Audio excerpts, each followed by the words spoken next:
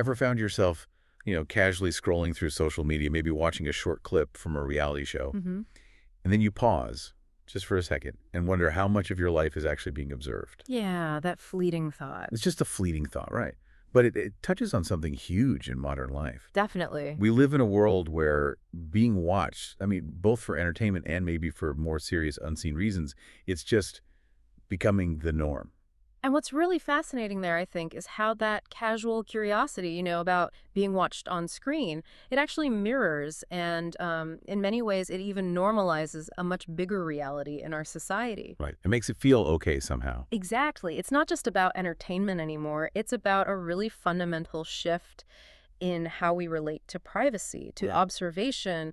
The lines between the two, they're blurring. Yeah. Blurring in ways I don't think most of us have really grappled with yet. And it profoundly impacts our sense of self, our security. Exactly. So for this deep dive, we're taking your sources on reality TV and mass surveillance, these two worlds that seem so different. Yeah, on Uh, the surface. On the surface, yeah. Hmm. And we're going to unpack how they're actually, well, deeply intertwined.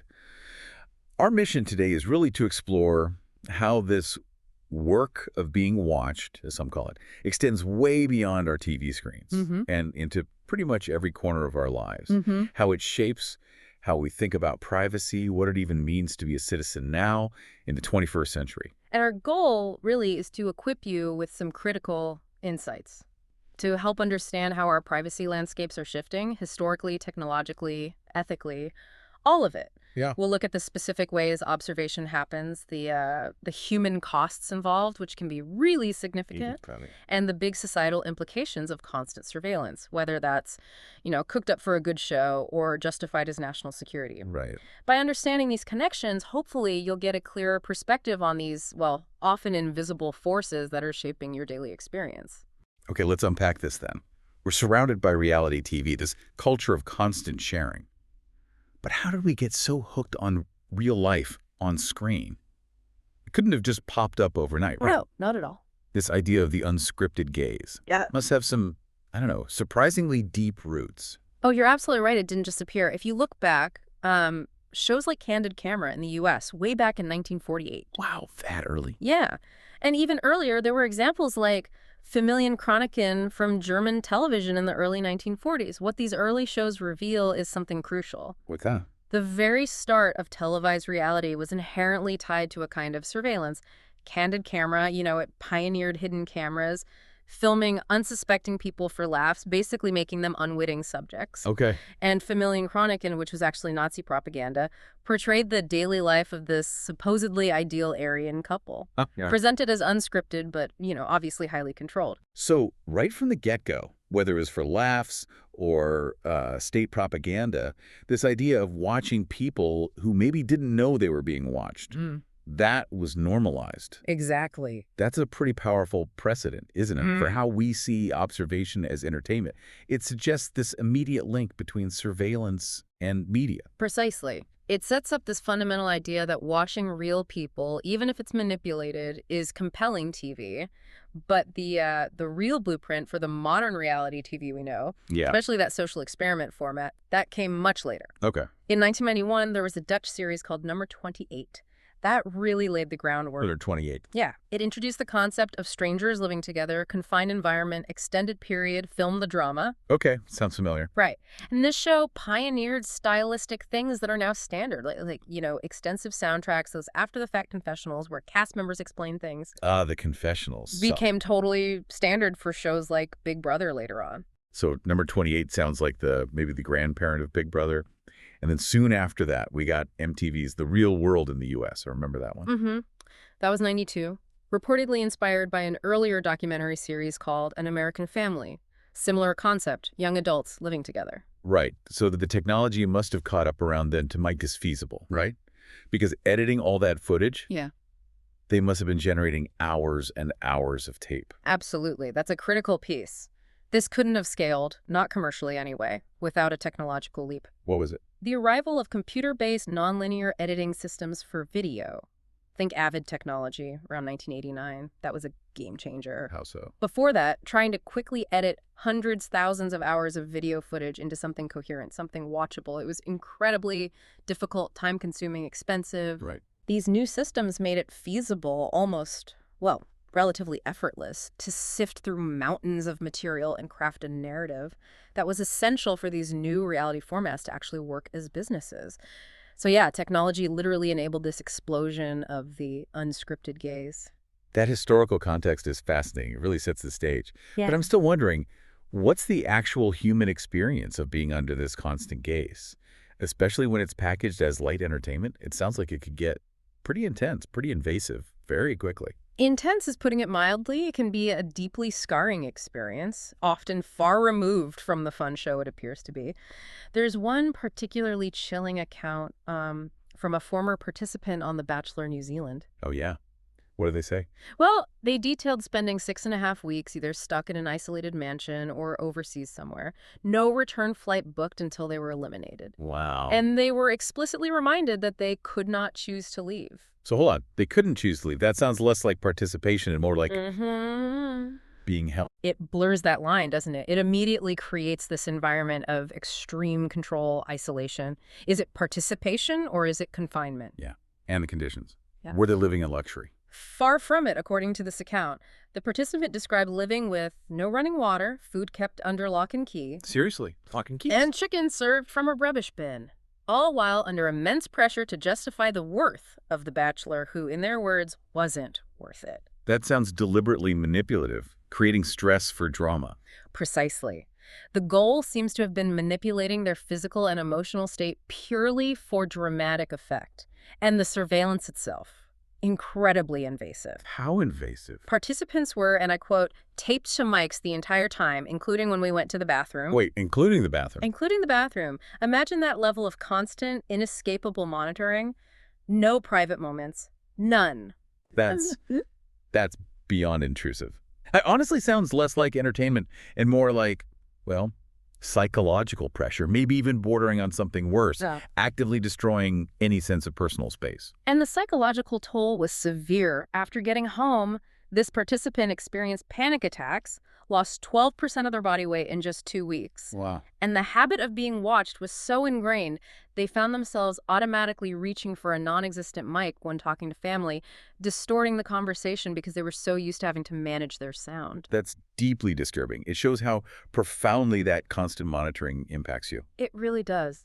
This story is a stark reminder that reality TV isn't just harmless fun. It's an industry that, in its drive for drama, can weaponize surveillance and psychological manipulation, often with really devastating human costs. That account from the Bachelor participant is really powerful. It makes me wonder, does this kind of intense, intimate observation we see in reality TV, does it just stay on our screens? Or does it somehow bleed out into society? Maybe even shape what we now think of as a surveillance culture? That's really the core insight here, I think. Mark Andreevich, a scholar who wrote a book called Reality TV, The Work of Being Watched, back in 2004, Yeah. his argument is that the constant surveillance normalized by reality TV has, quote, normalized the idea of being always watched, and consequently that potentially erodes personal privacy standards.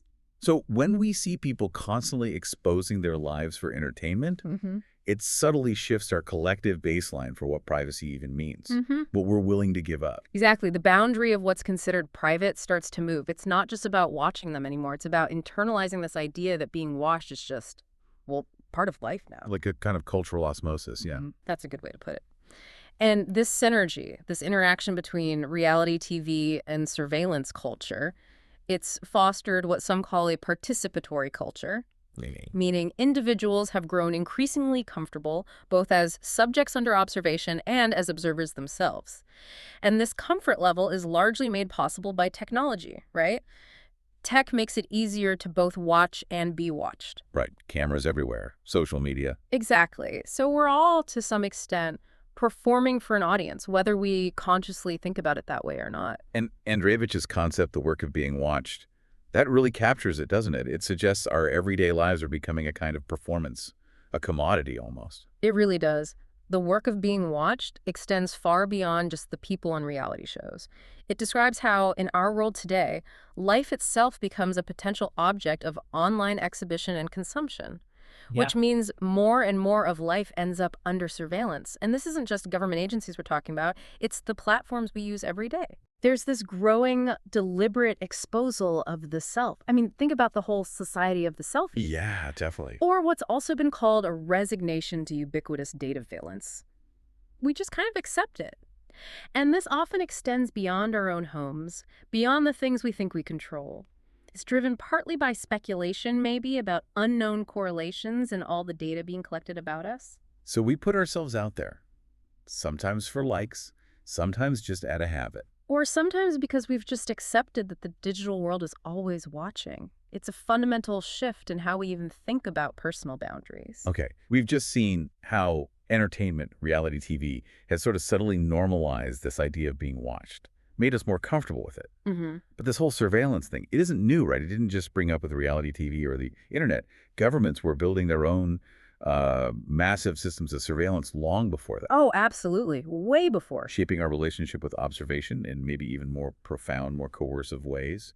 Let's dig into that history a bit. It's a really critical history to trace because it absolutely lays the groundwork for the surveillance state we see today. Mass surveillance in the United States has deep roots. It goes back to wartime monitoring, censorship, long before digital tech. Like World War I, World War II. Exactly. During those wars, activities like censorship and intelligence gathering really paved the way for future operations. Take the Black Chamber, for example.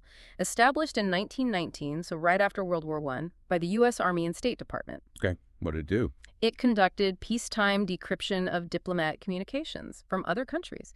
It was an early, very secret operation that showed the government was already building the capacity for large-scale ongoing monitoring, even when there wasn't a war on. So even in peacetime, they kept monitoring communications. That's a pretty strong precedent, isn't it, for ongoing, often hidden surveillance? Absolutely. And then after World War II, in 1945, Project Shamrock was established. Shamrock. Yeah. Its purpose was to accumulate telegraphic data telegrams, basically entering and exiting the United States. And what's really striking here What's that? is that the major communication companies of the time, Western Union, RCA Global, ITT World Communications, they actively aided this project. So the companies were complicit. Completely. American intelligence officials got access to huge amounts of international message traffic. And crucially, no precedent had been established for judicial authorization, and no warrants were issued for surveillance activities. Wow. No warrants needed for that scale of data collection back then. That's astonishing. It is, and this practice continued for 3 decades. It established a really dangerous precedent for government data collection without any real civilian oversight. Okay, so how did these early operations evolve? How did they become institutionalized into the huge agencies we know today, like the NSA? Well, the Cold War era saw a massive expansion and institutionalization of these surveillance capabilities. In 1952, President Harry S. Truman established the National Security Agency, NSA, and he did it in absolute secrecy through a classified memorandum. So the public didn't even know it existed at first. Nope. Its existence was initially unknown. Its purpose was clear, though. Collect, process, monitor intelligence data on a grand scale. And we even know that Truman's administration ordered wiretaps on a close advisor of Franklin D. Roosevelt just 6 weeks after Truman took office. 6 weeks? That suggests it wasn't just about foreign threats even then. Exactly. Yeah. It highlights the early use of these powers for potentially political purposes, not strictly national security. And the FBI was also becoming a major force in domestic surveillance around this time too, Yeah. right? Under J. Edgar Hoover. It seemed incredibly powerful. Oh, indeed. The FBI, under Hoover, systematically expanded its reach and power. By 1939, his staff had prepared these secret FBI index lists on more than 10 million people. 10 million? Using an array of really intrusive methods. Wiretaps, cable taps, opening mail, filtering through garbage, using infiltrators inside groups. Wow. And these capabilities were then institutionalized through projects like COINTELPRO. COINTELPRO is infamous now. Right. What was its aim? These projects specifically aimed to silence political dissent, initially targeting integrationists who were deemed subversive. Later, it expanded to include Native American activists, African American groups, Chicano liberation movements, anti-war protesters. So basically anyone challenging the status quo. Pretty much. The aim wasn't just to watch, it was to actively disrupt, discredit, and neutralize these groups. Surveillance was explicitly used as a tool of political suppression. These early practices sound incredibly far-reaching and just completely unchecked. It's almost hard to believe this could go on without any public backlash or attempt at oversight. Was there ever a point where people said, hold on, this has gone too far. There was, yes, and it was a critical moment, even if the effects weren't permanent. In 1975, the Church Committee was formed. Named after Senator Frank Church. That's right. It was set up to investigate widespread intelligence abuses by the NSA, the CIA, the FBI. This happened after stolen FBI documents were leaked, revealing just how bad some of these program abuses were. Okay, so they had evidence. What did the committee find? Their final report was genuinely shocking. It detailed extensive domestic surveillance authorized at the very highest levels by the executive branch, by presidents across multiple administrations, from FDR all the way through Nixon. So it was systemic, not just, a rogue operation here or there. Absolutely systemic, not just a few bad apples.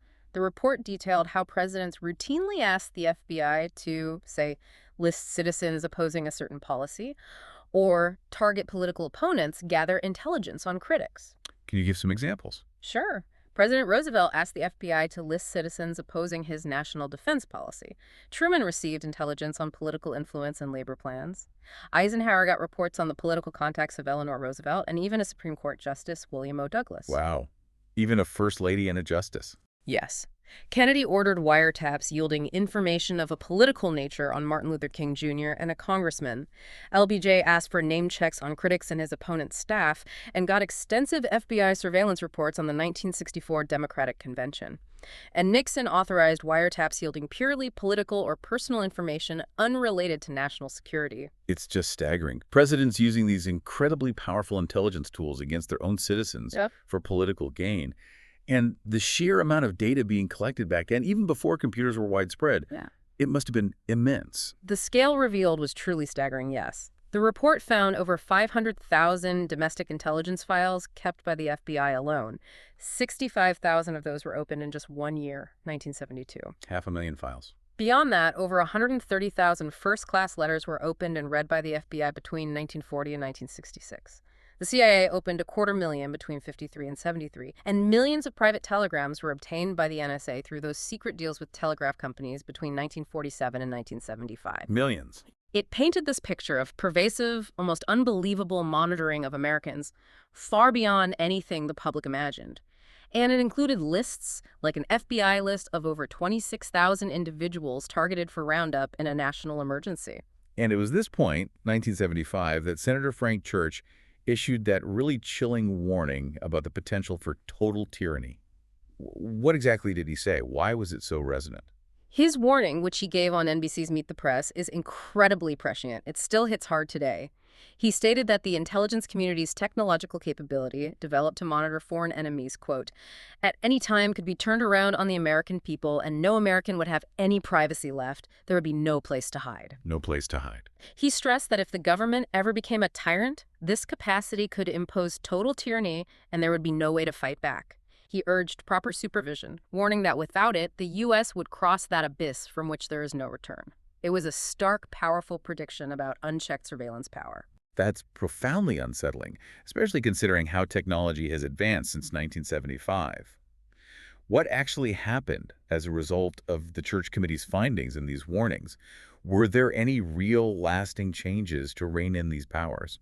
Well, in direct response, Congress passed the Foreign Intelligence Surveillance Act, FISA, in 1978. Okay, FISA. We hear that name a lot. Right.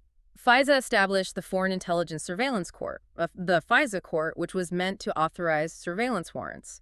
The idea was to bring these secret activities under some kind of legal oversight, put a check on raw executive power. Did it work? That's the million-dollar question. Decades later, in 2013, the presiding judge of the FISA court, Reggie Walton, revealed a critical flaw. He stated the court had limited ability to supervise these programs and was essentially forced to rely on the accuracy of the information given to it by federal agents. So the court couldn't independently verify the information it was using to approve warrants? Largely, no. It highlighted that even with a legal framework like FISA, the inherent secrecy and the power imbalance between the agencies and the court made true, effective oversight incredibly difficult. Okay, so despite those warnings from Church, despite FISA, the landscape of surveillance then changed dramatically again after the September 11th attacks. Dramatically, yes. How did that event usher in a new, maybe even more aggressive era of monitoring? Did it basically override some of those earlier attempts at control? September 11th was undoubtedly a major turning point. It led to an immense and, importantly, sustained escalation of both domestic and international mass surveillance capabilities. Sustained how? This growth has been underpinned by annual presidential executive orders declaring a state of national emergency. George W. Bush signed the first one on September 14, 2001. And remarkably, according to the sources, that state of emergency was still active as of November 2024, renewed year after year by subsequent presidents. Wait, so the U.S. has been operating under a continuous state of national emergency declaration for over 2 decades? Apparently so. And this continuous state of emergency provides a broad justification for expanded powers, often circumventing normal legislative checks and balances. Okay. And what specific legal frameworks were put in place after 9/11 to enable this new expansion? Key components were new laws, most notably the USA Patriot Act, and later, the FISA Amendments Act, which authorized the PRISM surveillance program. PRISM, right. They became famous later. Yes. And the FISA Amendments Act of 2008 was particularly significant because it, quote, legally immunized private companies that cooperated voluntarily with U.S. intelligence collection. Meaning the phone companies, the tech companies. Exactly. It meant they could assist government surveillance programs without fear of being sued. This created a powerful, often hidden partnership between the state and private industry for massive data collection. And then came the moment that really blew the lid off all this, the Edward Snowden disclosures in 2013. How significant were those leaks? What does they really tell us about the scale of modern surveillance that we didn't know before? The Snowden disclosures, starting in June 2013, were massive, regarded as one of the biggest media leaks in the United States. Snowden, who had worked as a systems analyst contractor for the CIA and NSA, Right. he provided this huge pache, maybe 15,000 to 20,000 documents, that revealed incredibly extensive details about NSA surveillance programs.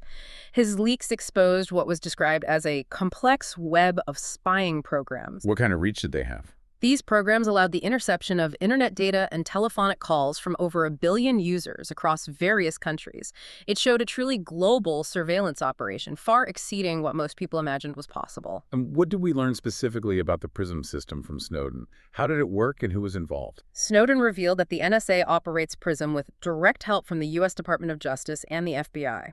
It was sanctioned by the FISA Amendments Act, with court orders signed off by that secret FISA court. But crucially, it also involved direct aid from other national and foreign intelligence services like Britain's GCHQ, Australia's DSD, and critically, cooperation from major private companies. Like who? Like Verizon, Google, Facebook, the big tech and telecom players. So the government wasn't just doing this alone, it was relying on active, legally protected support from these corporations, creating an unprecedented scope for data collection. That's an incredible web of cooperation, isn't it? Both public and private, domestic and international. Was there any pushback from the courts after these revelations came out, or did they just kind of rubber stamp everything? There was some judicial pushback, but it had limits. In December 2013, U.S. District Court Judge Richard Leon made a strong statement.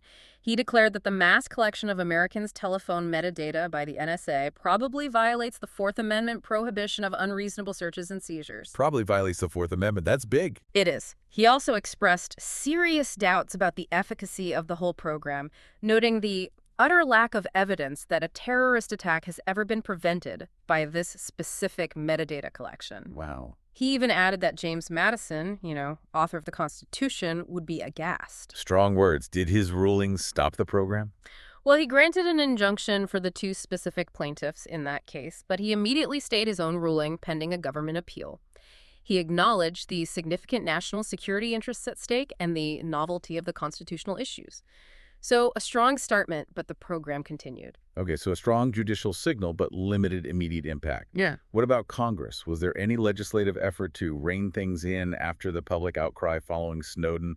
Did anything change permanently? Well, following all the debate and scrutiny, the USA Freedom Act was signed into law in 2015. The Freedom Act. Okay, what did it do? It mandated an end to the bulk collection of phone call metadata by the NSA within 180 days. So it stopped the NSA from directly vacuuming up all that data itself. Ah, okay. So it ended bulk collection. It ended that specific type of bulk collection by the NSA. However, and this is a crucial point, it allowed for the continued mandatory retention of that same metadata by the phone companies. So the data still exists, the companies just hold it. Exactly. And the government could still access it, but it required case-by-case approval from the FISA court rather than just grabbing everything in bulk. So, yes, it curtailed one specific controversial aspect of bulk collection, but it also sort of codified other forms of data retention and access. It shifted the mechanism, but still maintained significant government reach into private communications. Right. It changed how they got it, but not necessarily that they could get it. Precisely. Okay, it's one thing to talk about these huge programs, these historical shifts, FISA courts. Yeah. But what are the actual nuts and bolts? How is surveillance carried out today? What tools are being used in the physical world and, in our digital lives, often without us even realizing? That's a really essential question because it shows just how deep and how varied modern surveillance is. Let's start with the physical side. Even traditional techniques have been massively scaled up by technology. Consider something as basic as sending a letter through the mail. Yeah.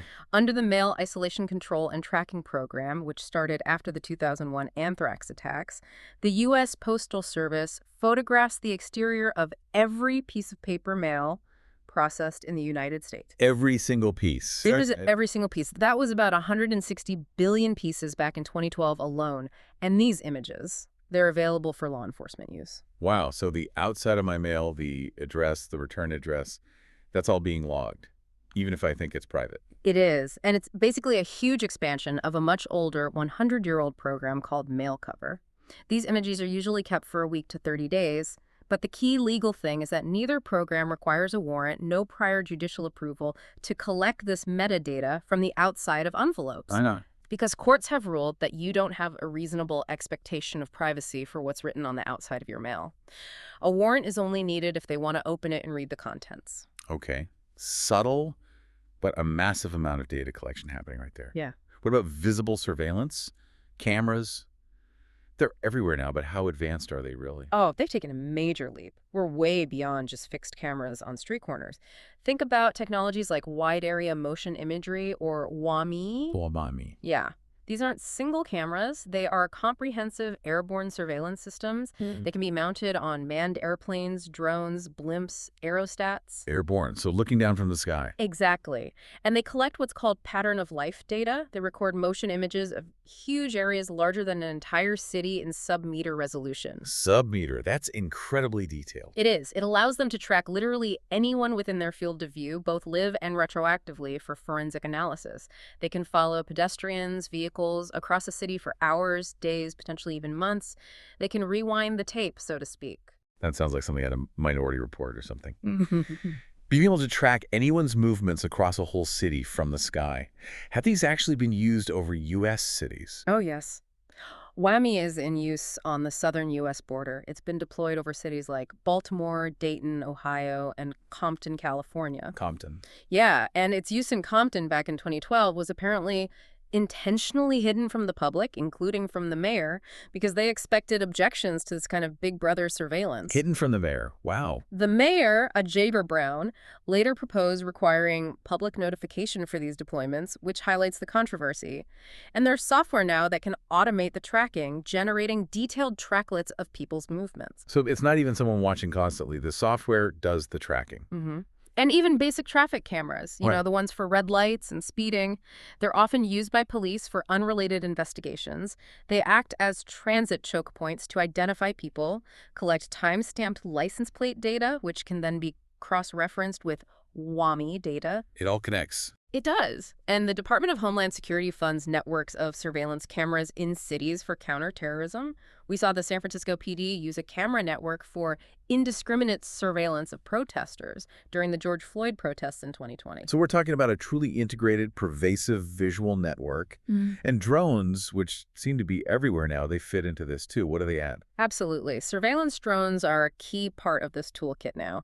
They offer what's been called unblinking eye-in-the-sky coverage. Back in 2013, FBI Director Robert Mueller confirmed the federal government was already using surveillance drones on U.S. soil for particular incidents. Okay. And Congress even passed a bill in 2012 requiring the FAA to give military and commercial drones expanded access to U.S. airspace by 2015. And what can these drones do? Well, they can carry high-resolution video cameras, obviously, but also infrared sensors, license plate readers, even listening devices. And they can be disguised. Some models look like birds. Disguised as birds, seriously. Seriously. The LAPD considered using them for large public gatherings, including major protests. They even talked about tiny drones that could fly inside buildings. And we know the FBI and Customs and Border Protection have used drones to surveil Black Lives Matter protests. Okay, so the physical surveillance tech is incredible. Mail, aerial cameras, drones. What about more traditional human methods like infiltration? Is that still happening? Yes, those methods have been revitalized too. After certain legal restrictions, consent decrees against surveillance were lifted around 2003, law enforcement actively resumed the infiltration of activist groups. Examples. Well, the NYPD infiltrated protest groups before the 2004 Republican National Convention, which led to over 1,800 arrests. Maryland State Police infiltrated local peace groups in 2008. Peace groups? Yes. And maybe most disturbingly, The Intercept reported that in 2020, the FBI actually paid an informant to infiltrate racial justice protests in Denver. And this informant apparently worked to undermine the group by accusing genuine activists of being informants themselves. Wow, so not just observing, but actively disrupting. Exactly. It shows how human agents are used not just for watching, but for actively disrupting and neutralizing dissenting groups. Okay, beyond the visible cameras, the drones, the infiltrators, Yeah. there's this whole other unseen layer, right? Our digital lives, our phone calls, our internet activity. How is that being monitored, this invisible gaze? The digital and electronic monitoring landscape is just vast and incredibly interconnected. It really blurs the lines between our personal devices and state surveillance. Let's start with wiretapping and data retention. Go. There's a law called the Communications Assistance for Law Enforcement Act, CALEA, passed way back in 1994. TLE, what did it do? It essentially required all U.S. telecommunications companies to modify their equipment to allow for easy wiretapping of telephone calls, VIP calls, broadband internet traffic. So wait, they were legally required to build back doors into the communication networks, right from the mid-90s. That's basically it, a legal requirement to build in surveillance capability from the infrastructure level up. Okay, that's foundational. What about the data created just by using the internet? Browsing history, emails? Are internet service providers, ISPs, forced to keep records of that? Well, there's been a huge debate and a consistent push for mandatory data retention by ISPs. Back in 1999, there were models suggesting ISPs should keep customer subscriber info, source and destination info for web traffic, maybe even the contents of web pages visited, and recipients of email messages for, well, unspecified amounts of time. Did that become law? As of 2011, the Justice Department was actually lamenting that no specific law existed to force ISPs to track all customer activity. However, even without a direct mandate forcing everything, cases like Hepting v. AT&T exposed how major companies like AT&T were already assisting the government in monitoring millions of Americans. A whistleblower even leaked schematics of the data mining system they were using. So cooperation was happening, sometimes extensively, even without explicit legal compulsion for every single piece of data. So even if there isn't always a direct law forcing them, the cooperation with private companies seems absolutely key to this whole thing. It's fundamental. And what about our actual internet communications? Emails, social media posts?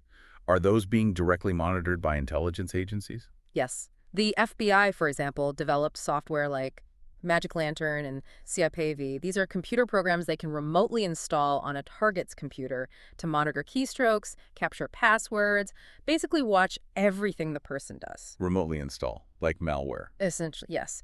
And the NSA, we know from the Snowden leaks and other sources, gathers information on financial records, internet surfing habits, monitors emails, performs extensive surveillance on the social networks, such as Facebook.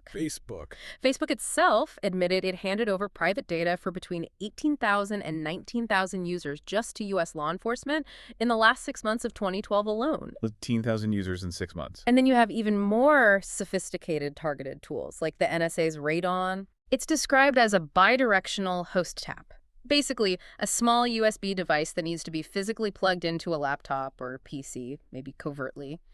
It's designed to inject Ethernet packets, exploit even denied networks, highly secure ones, in a safe and controllable manner. And it even has a built-in expiration date to remove itself later. Wow. That shows just how targeted and physical surveillance can still be, even in the digital realm. It seems like no digital stone is left unturned. What about our phones? I mean, they're basically attached to us 24/7 now. Can they be turned against us? Oh, smartphones are absolutely central to modern monitoring. There's evidence that law enforcement and intelligence services possess technology to remotely activate the microphones in cell phones. Wait, remotely activate the mic? Even if I'm not on a call. Yes, to listen to conversations happening nearby the phone, not just calls made on the phone itself. That's the hot mic capability. Exactly. Furthermore, U.S. federal agents regularly use mobile phones to collect location data. It's relatively easy to determine your geographical location, whether the phone's in use or not, using multilateration of signals from cell towers. So they can pinpoint where I am at any time. Pretty much. And as reported by the German magazine Der Spiegel back in 2013, based on Snowden documents, the NSA has shown incredibly advanced access to smartphone data itself, contacts, texts, browsing history, you name it. Essentially turning your personal device into a persistent tracking and listening device for them. So they can turn my phone into a listening device, track my location. And this isn't just a U.S. thing, is it? We hear about the Five Eyes Alliance. How does that make this invisible gaze global? That's right. It's definitely not just the U.S. This extends globally through alliances and programs like Echelon. Echelon, I've heard that name. It was first described publicly around 1988 as a massive signals intelligence, or SIGINT, gathering program run by the Five Eyes nations. Which are? Australia, Canada, New Zealand, the United Kingdom, and the United States. By the 1990s, Echelon reportedly had the capability to intercept satellite transmissions, public telephone network communications, which includes most internet traffic back then, and microwave transmissions. Its existence and use were confirmed by the European Parliament in 2001, which issued warnings about its huge global reach. So Five Eyes means they effectively spy for each other. Pooling intelligence, maybe spying on each other's citizens to get around domestic laws. Precisely. This international UK-ITISA surveillance agreement, dating back to 1946 and evolving into Echelon by 1955, is all about intercepting electronic communications globally. And yes, the member nations do spy for each other. Any examples? Sure. Canada's Security Intelligence Service apparently spied on British cabinet ministers back in 1983. And perhaps more famously, the U.S. National Security Agency reportedly spied on and intercepted phone calls of Princess Diana right up until her death in 1997. Princess Diana. The reasons aren't fully public, but the NSA still holds over 1,000 pages of classified information about her. They've stated that disclosing it could cause exceptionally grave damage to U.S. national security, likely because it would reveal sensitive intelligence sources and methods. That's incredibly invasive, targeting international figures like that. Yeah. What's the official line on these activities? Do they just deny it all? Well, sometimes they're surprisingly frank. Former NSA Director Michael Hayden admitted in a 2013 interview with Der Spiegel, quote, "We, the NSA, steal secrets. We're number one in it." Though he quickly clarified, "We steal stuff to make you safe, not to make you rich." Is deal secrets. Quite an admission. And then there's a practice that helps obscure the origins of this intelligence when it's used in court. Parallel construction. Parallel construction? What's that? Reuters reported on this in 2013. Basically, information obtained through secret surveillance, maybe Echelon or other means, is funneled to domestic law enforcement agencies, like the DEA or FBI, to launch criminal investigations. But the federal agents are then instructed to recreate the investigative trail. Recreate it? How? They have to build a new evidence trail using conventional methods like getting a warrant based on information they supposedly developed independently to cover up the original secret source. So, in essence, parallel construction is a way to launder intelligence, to hide the true, possibly legally questionable origin of the initial tip-off so it can be used in court. That's exactly what critics argue. It allows a prosecution to proceed even if the initial lead came from surveillance that might not hold up in court or that the government doesn't want to reveal. It avoids the evidence being thrown out as fruit of the poisonous tree. That sounds like a highly problematic workaround, undermining transparency and accountability in the justice system. It absolutely raises serious concerns about due process and the government hiding its methods. It highlights this fundamental tension between the perceived need for intelligence and democratic principles of transparency and fair trials. Okay, so what does all of this mean for individuals? We've talked about these huge programs, vast data collection, but who throughout history has actually been caught in this web? What was the impact on their lives, their reputations? It's not just abstract data, right? There are real people affected. That's absolutely correct. And the history is full of examples where mass surveillance, particularly by state actors, was used to target individuals, often with the explicit goal of character assassination, ruining their credibility, their lives. Like who? Take Albert Einstein, you wouldn't think it, right? But despite his scientific stature, his support for anti-war causes and civil rights groups like the NAACP made him a target. Really? Yes. Because of his political views, the FBI subjected him to telephone tapping, mail searches, part of a secret campaign to try and link him to a Soviet spy ring, discredit him, and even try, unsuccessfully, to get him deported. His FBI file ended up being around 1,500 pages long. Albert Einstein, under FBI surveillance and targeted for deportation. That's a powerful example of how far agencies would go, targeting even revered figures just for their politics. What about someone like Martin Luther King Jr., a major leader? Oh, Martin Luther King Jr. was undeniably a prime target. He was the subject of an intensive campaign by the FBI to neutralize him as an effective civil rights activist. Neutralize him? That sounds ominous. It was. An internal FBI memo explicitly recognized King as the most dangerous and effective Negro leader in the country. The agency relentlessly sought to discredit him, trying, unsuccessfully, to prove he was influenced by communism. His FBI dossier was enormous, approximately 17,000 pages, and some of that information is still sealed by court order until 2027. 17,000 pages. It was clearly an outright attempt to undermine a national leader and a whole movement. Without question. Those are chilling examples of targeting dissent. What about whistleblowers? Someone like Daniel Ellsberg, who leaked the Pentagon Papers. Daniel Ellsberg faced one of the most blatant attempts at character assassination through illegal surveillance tactics.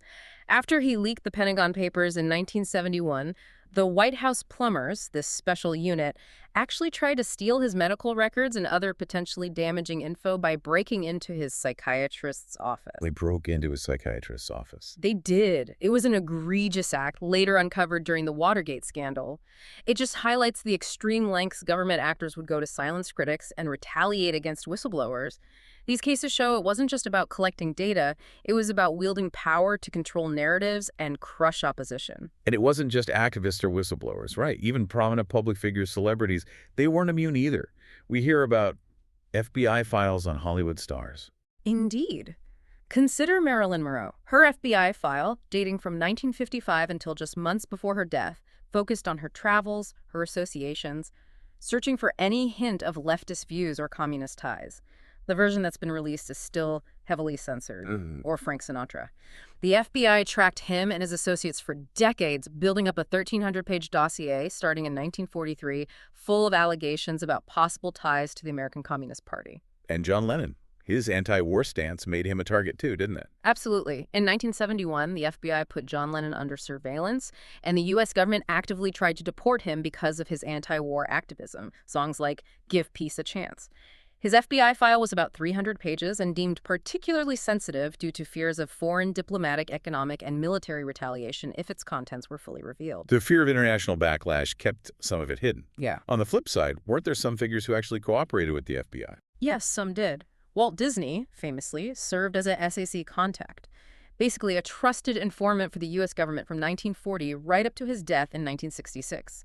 He actively helped the FBI weed out communists and dissidents from the entertainment industry. Disney was an informant. Wow. Even First Lady Eleanor Roosevelt, who was a vocal critic of J. Edgar Hoover and likened the FBI to an American Gestapo, was monitored closely due to her liberal views and suspected communist activities.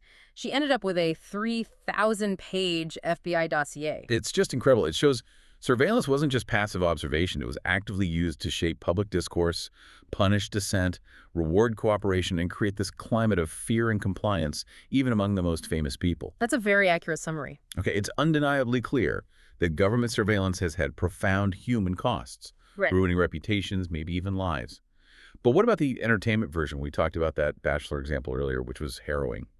But what's the broader psychological impact of being a subject under observation in reality TV? Well, the psychological and emotional fallout for reality TV participants is really well documented and often, frankly, devastating. We have to come back to that awful statistic. It's unacceptable that any number of former reality TV participants have passed away from suicide. Yeah, that's incredibly tragic and really speaks volumes. It absolutely does. It points to the extreme pressure, the potential trauma involved when your entire life, your identity, is edited, manipulated, and then broadcast for public consumption and judgment. It really makes you question the ethics of the production companies. How do they even screen people for these shows? Are participants truly prepared for that level of intense scrutiny? That's a key question. Research suggests that the psychological screenings producers conduct are often primarily focused on whether participants can handle this type of publicity. Handle the publicity, not handle the experience itself. Exactly. The focus seems to be more on whether they'll crack under public pressure after the show airs, protecting the show's image, rather than assessing their preparedness for the intense emotional labor and psychological strain involved in the actual production process itself. So it's more about risk management for the show than participant well-being during filming. It often appears that way. The constant public scrutiny, the intense online interaction, these are seen as huge risks, and it raises serious questions about how prepared people really are for that emotional fallout and, what responsibility the industry truly bears for the aftermath. And what about us, the audience? Are viewers just passively consuming the drama, or is there an awareness of the potential harm being done to the people on screen? It seems to be a bit of a mixed bag. Research does show that audiences form real emotional connections with contestants. Some watch for gossip, sure, or treat it like an interesting social experiment, but discussions about the psychological damage that candidates may suffer are actually directly related to audience participation and curiosity. So people are aware of the potential harm, at least some of them. There seems to be some public awareness, yes, but it doesn't necessarily stop people from watching. Interestingly, a 2012 survey by Today.com found that regular reality TV viewers tended to be more extroverted, more neurotic, and have lower self-esteem than those who do not. That suggests maybe a kind of feedback loop between viewer psychology and engagement of the genre. Possibly, yeah. It's complex. This raises another really important question.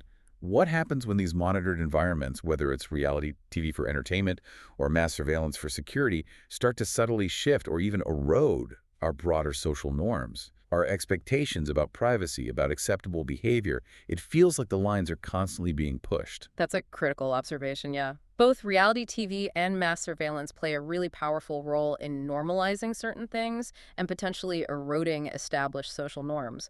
In the context of reality TV, while some shows might expose viewers to diverse people and situations, Which can be good. right, which can be positive. But this often comes at the risk of exposure to the antisocial attitudes and toxic behaviors of a minority of participants featured for drama. When viewers repeatedly see things like bullying, bigotry, or misogyny played out, It can start to seem normal. research suggests it can enhance encoding and memory, leading to those behaviors becoming, normalized in the viewer's mind. And even attempts by producers to maybe cut away partway through controversial acts are seen as unlikely to help. Why?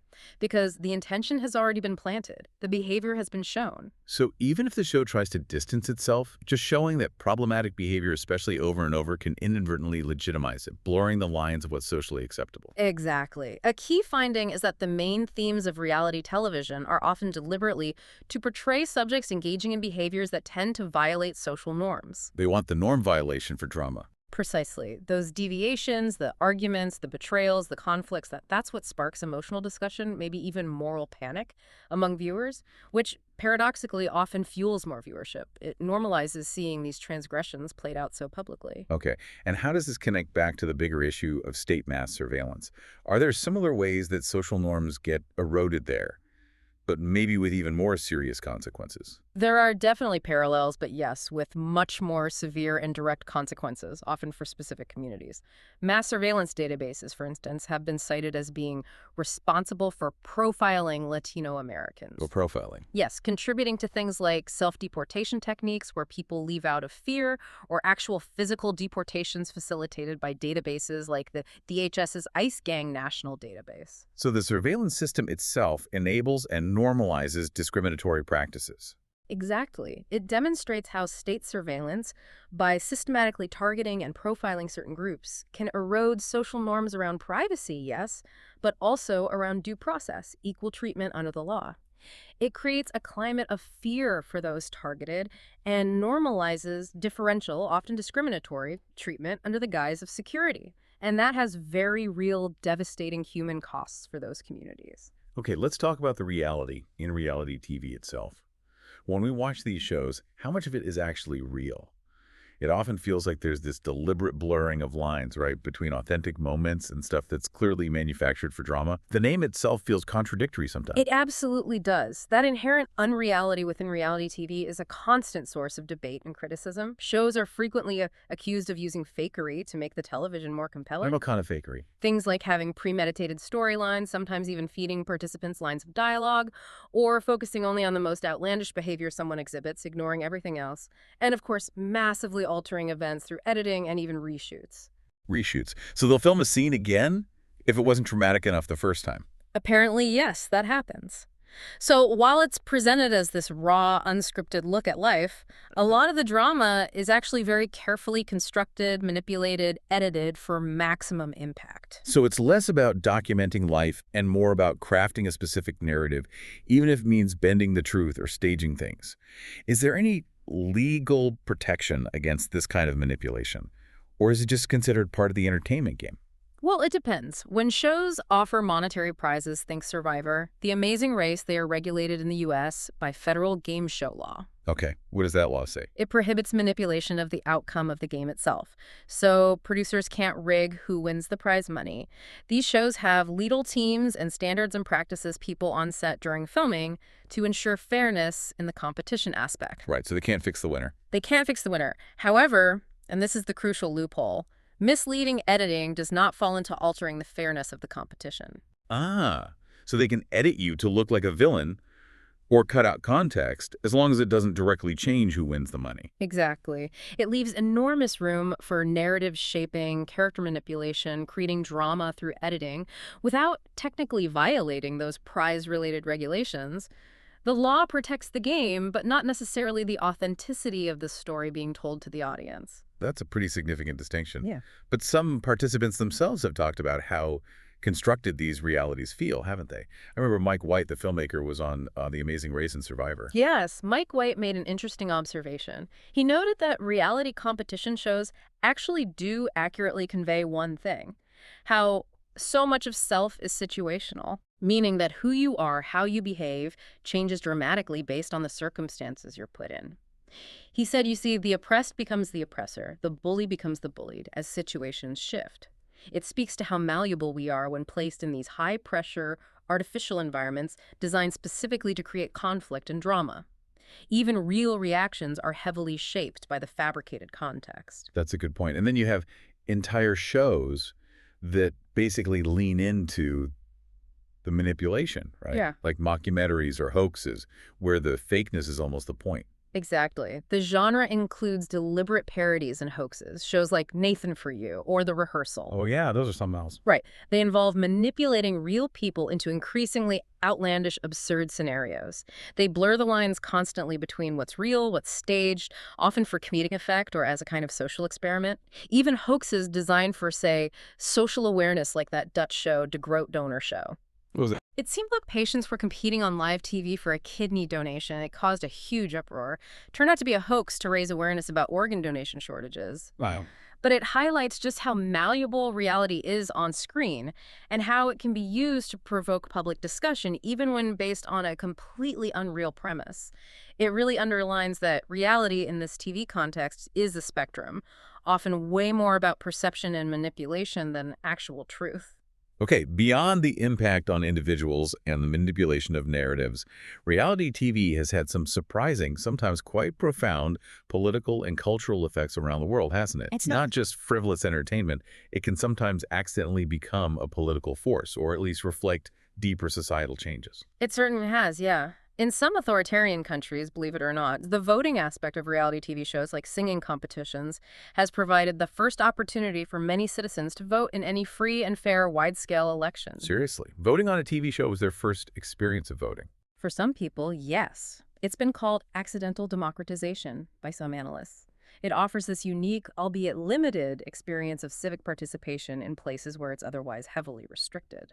A fascinating, unexpected consequence of importing Western entertainment formats. That's incredible, almost subversive in a way. And some shows have also pushed boundaries by challenging social taboos in more conservative cultures, right? They definitely have. The very setting of some reality shows like people living together, can present situations that are highly taboo in certain conservative cultures. For example, Star Academy Arab World, which started back in 2003, showed male and female contestants living together interacting freely. Which would be controversial. Hugely controversial in many parts of the Arab world at the time. But this can also lead to major backlash. The Pan-Arab Big Brother, for instance, was canceled in 2004 after less than 2 weeks on air because of massive public outcry and street protests. So it highlights this tension between challenging norms and triggering moral panics. And governments themselves seem to pay close attention to the cultural impact of these shows, sometimes even banning them. Oh, definitely. The Chinese government, for example, criticized and banned Supergirl, their version of Pop Idol, back in 2006. They cited both its democratic nature because of the voting and its excessive vulgarity. Democratic nature and vulgarity. Interesting combo. Right. And then they later allowed it back, only to ban it again. It just shows how even seemingly light entertainment can be perceived by states as a threat to political control or traditional values. And economically, these shows are just cheaper to make, aren't they? Which is why we see so many of them. That's a huge factor, yes. Reality television generally costs less to produce than scripted series. That makes it incredibly attractive for networks, especially in competitive markets, which definitely contributes to its prevalence and global spread, reinforcing its cultural footprint. And sometimes they offer a different kind of representation too, right? Showcasing people or lifestyles we don't often see in scripted TV. That's a positive aspect, often pointed out. Shows like Deadliest Catch or Ice Road Truckers have been praised for featuring working-class people and professions. That demographic became kind of a rarity in scripted network TV in the 2000s. So reality TV offered a different kind of representation, giving visibility to lives that might otherwise be ignored by mainstream media. So lots of complex cultural impacts. Ultimately, it seems the pervasiveness of reality TV contributes to this broader blurring of lines, doesn't it? Between our professional lives, our personal lives, especially online. Yes, scholars like Andreevich, who we mentioned earlier, and Zizi Papacharissi have noted exactly that. It contributes to a blurring of professional and personal identities in these electronically mediated environments. Our lives, whether they're being curated for entertainment or captured as data, just become increasingly public, increasingly performed.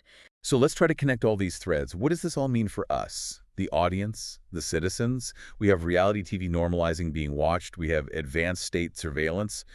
It seems like communication technology itself facilitates this everyday surveillance, blurring lines between media control and maybe even what some see as citizen empowerment. It feels like a real double-edged sword. That's the crucial synthesis, I think. The digital age, especially driven by the internet, has really ushered in this era of what's called platform capitalism. Platform capitalism. You think of it as an economic model where companies build these huge digital marketplaces, platforms like Google, Facebook, Amazon, not just to connect buyers and sellers or users with content, but primarily as a mechanism to collect massive amounts of data. Data is the real product. In many ways, yes. This has led to the commodification of materiality and sociality in the digital sphere. That's a fancy way of saying our real-world actions, our locations, our social interactions online, they're all increasingly being turned into data points that can be analyzed, packaged, bought, and sold, creating new kinds of economic value completely distinct from, say, traditional manufacturing. So every click, every share, every search we do, it all feeds this larger system, turning our personal lives into data for profit and potentially for surveillance by governments or other entities. That's a profound change in how society operates. It's a massive shift. In this society of the selfie, as Andreevich calls it, life itself becomes this potential object of online exhibition and consumption.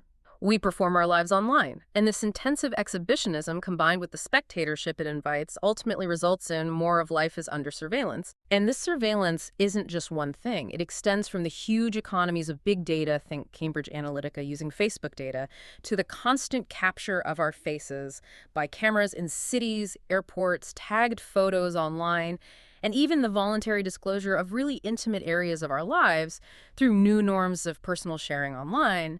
It's this pervasive ecosystem of observation we live in now. And it's not just passive, is it? It feels like there's this dynamic where we participate in our own surveillance, maybe without fully realizing the implications. That leads to this concept called pankinetic data valence. It sounds complicated, but the idea is... Break it down for us. Okay. It suggests this pervasive, dynamic kind of surveillance where our deliberate exposal of the self online, or maybe just our resignation to ubiquitous data valence, isn't necessarily a strategic choice based on knowing exactly who's watching. Instead, we might be projecting fictitious values onto the data we stream about ourselves. Fictitious values, like what? Like hoping for personalized recommendations or social validation, or maybe just speculating about yet unknown correlations that might be found in all the data being collected about us. We accept the surveillance partly because we hope for some benefit or because we feel powerless to stop it. Right. And while technology gives us some feeling of control, like smart home devices or fitness trackers, where the observer position seems somewhat democratized because we can see our own data. Yeah, the control panel illusion. Exactly. That same democratization simultaneously facilitates covert surveillance. It makes it harder to know who else might be accessing that data, who else is watching, and why. The lines get incredibly blurry. And it seems like even controversy, like the moral panic around reality TV we talked about, becomes part of this whole system. It doesn't stop things. It might even fuel them. Precisely. Yeah. Research on how people talk about reality TV, especially controversial shows like Big Brother, shows that discussion often revolves around moral issues, transgressions, that moral panic. But what's fascinating is that even if people have initial negative reactions, it doesn't necessarily stop them from watching. Why not? Because, as one source puts it, exposure feeds into conversations, and conversations in turn fuel more exposure. The controversy itself becomes an integral part of the viewing experience. It drives engagement. And you could argue a similar dynamic exists around discussions of broader surveillance. The very act of debating it keeps it in the public eye, generates reactions. Even as the underlying surveillance mechanisms continue to operate and expand, controversy becomes part of the spectacle. Wow. Okay, we've journeyed through a lot here. From the subtle, maybe insidious ways we're watched in reality TV, how that normalizes the gaze, all the way to the overt, pervasive systems of mass governmental surveillance. We've seen how this normalization, the psychological impact on individuals, the deep historical roots of data collection, and just the relentless advance of technology, how all these things play a role in shaping the reality we live in now. And the critical thinking piece here, I think, for all of us is to continually question the narratives we consume, question the data we generate, whether it's supposedly for entertainment or supposedly for security, to really try and understand that the camera, in one form or another, is almost always on now. And what that truly means for our individual autonomy, our freedom, our collective society in the long run, it's about recognizing this work of being watched isn't just something that happens to us. It's an active, ongoing process we're all caught up in. Whether it's that hidden camera trying to catch a stage moment for laughs on TV, or an advanced military drone observing a protest from miles above, the work of being watched, it's undeniably a defining feature of our world today. So reflecting on all this, what really stands out to you from this deep dive, this look at surveillance both on and off the screen? Well, it really brings us back to that warning from Senator Frank Church, doesn't it? Nearly 50 years ago. And it raises this huge question for all of us right now as technology keeps advancing at this incredible, almost breakneck pace. And the lines between entertainment, commerce, and genuine state surveillance blur even further.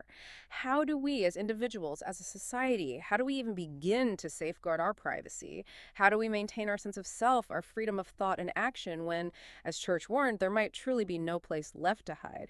What does resistance even look like in a world that's becoming so transparent, willingly or unwillingly? That's the question that lingers for me.